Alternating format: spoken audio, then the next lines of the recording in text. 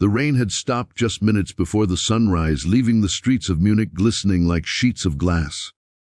At a quiet outdoor cafe near the Isar River, a young woman in a tailored cream coat sat at a corner table, scrolling through her phone, pretending to read, but her eyes kept lifting, watching the man across the street. He wore a worn leather jacket, his hair slightly unkempt, and his hands roughened by years of hard work. Beside him, a little girl with golden pigtails tugged at his sleeve, pointing excitedly at a pastry display through the cafe window. The man smiled gently, the kind of tired smile only a single parent carries, the kind that hides exhaustion behind unconditional love. That man was Ethan Carter, an American who had moved to Germany 3 years earlier after losing his wife to illness. His daughter Mia had been only 3 then, barely old enough to remember her mother's laughter. Munich was supposed to be a fresh start, but it turned into a test of resilience. Jobs were scarce for foreigners without fluent German, and Ethan found himself working multiple small construction gigs, barely able to pay for rent and childcare. Every morning he carried Mia to the same cafe before work, letting her enjoy a small croissant while he drank the cheapest coffee on the menu. Across the table, the young woman watching him was Clara von Bremer, the only daughter of one of Germany's oldest and wealthiest industrial families. Though surrounded by luxury, Clara felt trapped in a life of expectations. Her father, the stoic Baron von Bremer, expected her to take over the family empire, a vast automotive company stretching across Europe. But Clara longed to study art and travel anonymously, away from the cameras and boardrooms. She often came to that cafe because it was ordinary, peaceful, and full of people who seemed free. That morning, as she observed the man and his daughter, something about the pair drew her in. Before continuing, if you believe in kindness, second chances, and the beauty of human connection, please take a moment to like, comment, share, and subscribe to Kindness Journal. It helps us continue bringing true and heartwarming stories that remind us of what really matters. When the cafe grew crowded, Clara noticed the little girl tugging at her father's coat again. Ethan fumbled through his pockets, searching for coins, but his face fell. He didn't have enough money that day for Maya's pastry. He knelt down, whispering something to distract her, but the disappointment in the child's eyes was unmistakable. Without thinking, Clara rose from her chair and walked over.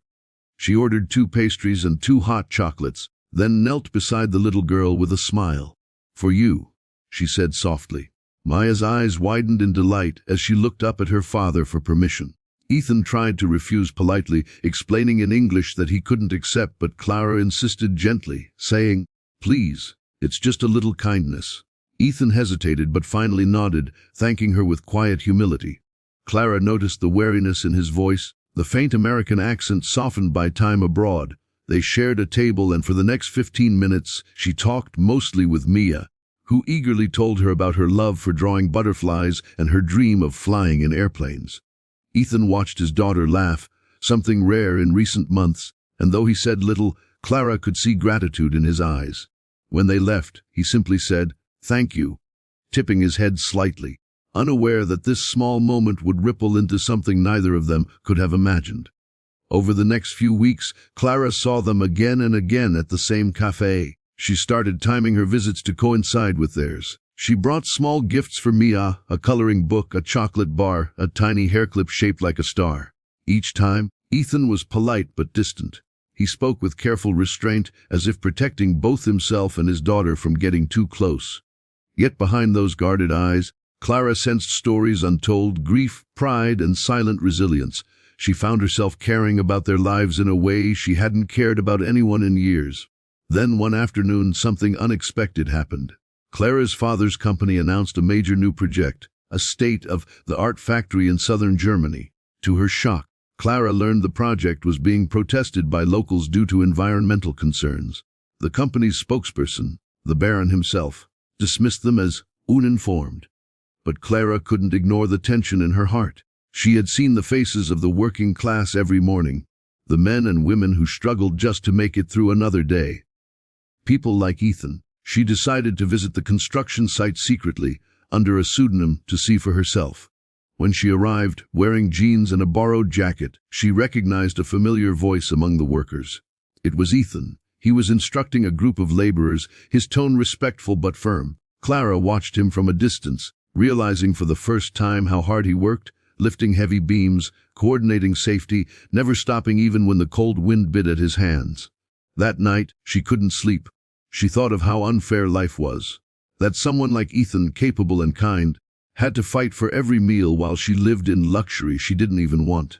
The next morning, Clara decided to do something quietly good. She went to the cafe earlier than usual and left an envelope for Ethan. No name, just a note inside for Mia's dreams. Use it well. It contained €300, her entire allowance for the week.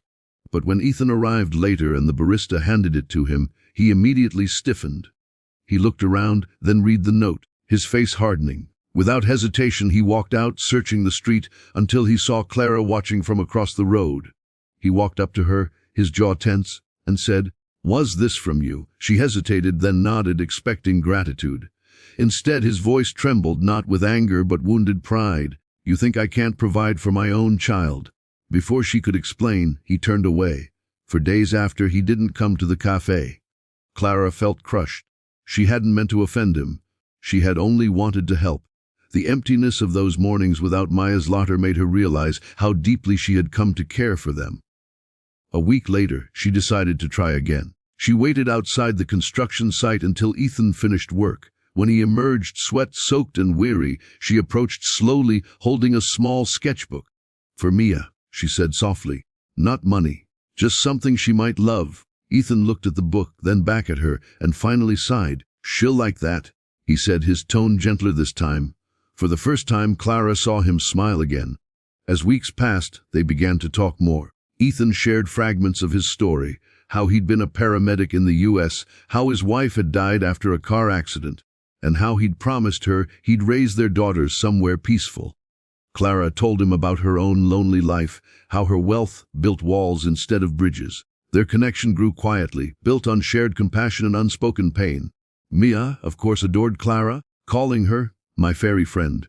But just as everything seemed brighter, fate twisted again. One morning, Ethan arrived at work only to be told that several contracts had been cancelled, the factory project included.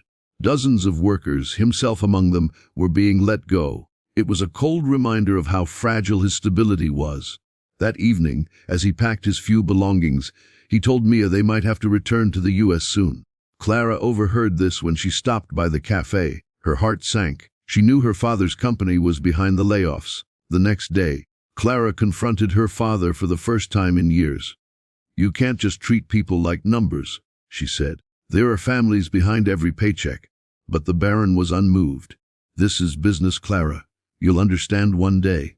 That night, Clara made a decision that would change everything. She called Ethan and asked him to meet her the next morning at the same cafe where they'd first met. The sky was pale blue and the river sparkled under the morning sun. When Ethan arrived holding Mia's hand, Clara stood nervously beside her car. She handed him a thick folder.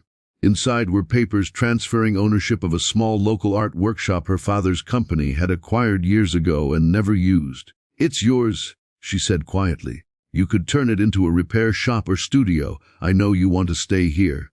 Ethan looked confused, flipping through the documents. "Clara, this is too much."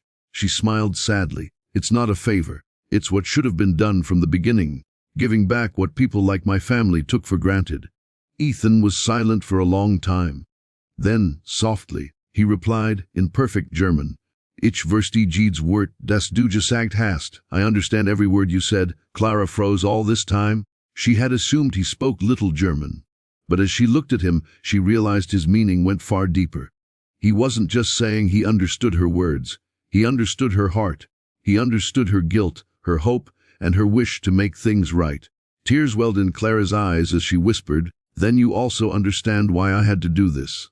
Ethan nodded. "Yes, because sometimes kindness is the only language that needs no translation." The months later, the once abandoned workshop had become a bustling little repair and art studio. Ethan taught locals basic carpentry and first aid, while Clara started free art classes for children, with Mia as her eager assistant. The cafe owner often said their story reminded him that fate has strange ways of bringing broken people together. By spring, when the cherry trees along the river bloomed pink and white, the world around them seemed to heal a little too. Ethan often looked at Clara, wondering how a chance meeting over coffee had turned into a second chance at life.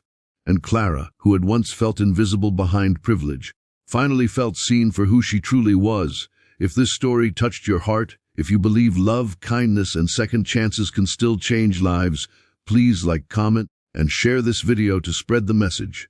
It truly helps Kindness Journal continue telling real stories that heal and inspire.